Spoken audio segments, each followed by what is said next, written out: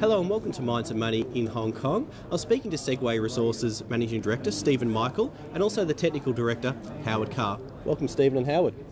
Thanks, John. First of all, Stephen, can you please outline for investors the recent acquisition in the Fraser Range?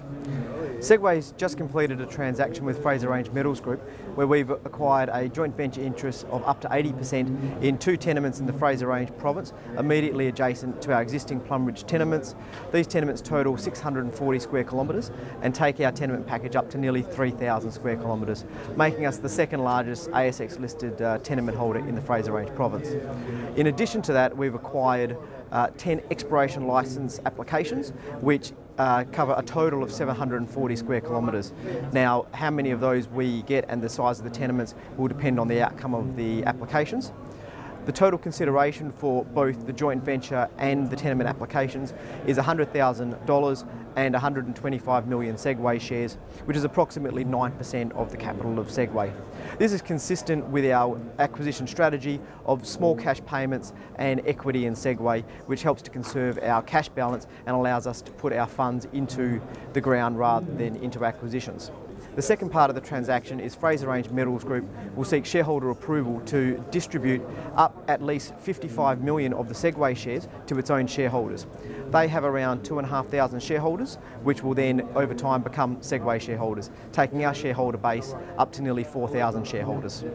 Howard, what are the strategic benefits of the acquired tenements? Well, John, the new tenements, of course, are a larger land holding in the Fraser Range, an area highly prospective for nickel sulphide mineralisation. So it's a simple equation of more tickets in the nickel sulphide lottery in general.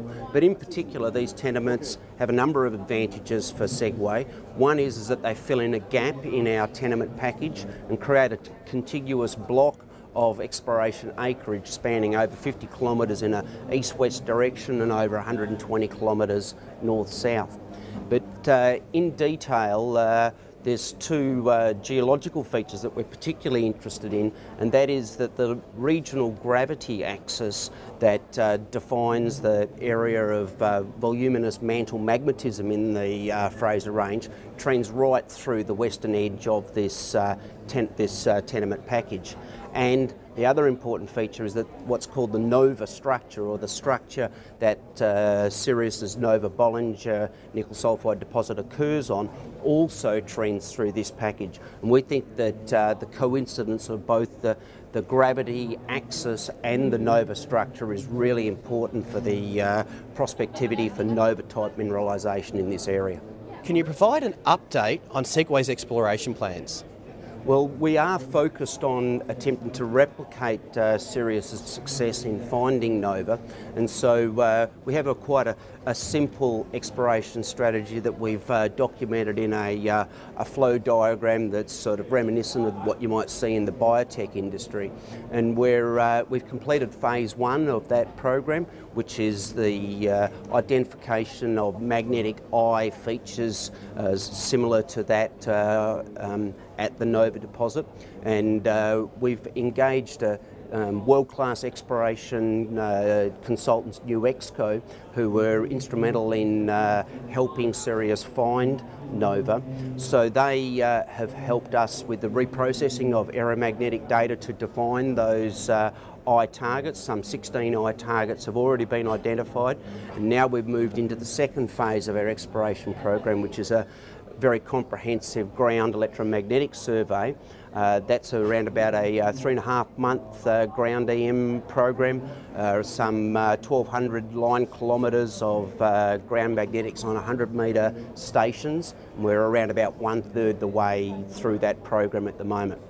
We aim to identify ground EM conductors, and we will then go back and air core drill those ground EM conductors, aiming to identify coincident conductors and bedrock nickel anomalism for subsequent deeper RC drilling.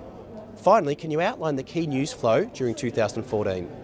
Well, really the big ticket item for us is the identification of those deeper RC targets, being the coincidence of the nickel anomalism in bedrock defined by air core drilling coincident with those ground EM conductors. So we aim to have those targets released to the market around mid-year, and there will of course be smaller news items relating to the identification of conductors and air core drilling as we progress towards that major milestone around mid-year. Thank you very much for joining us at Mines and Money in Hong Kong. Thanks, John.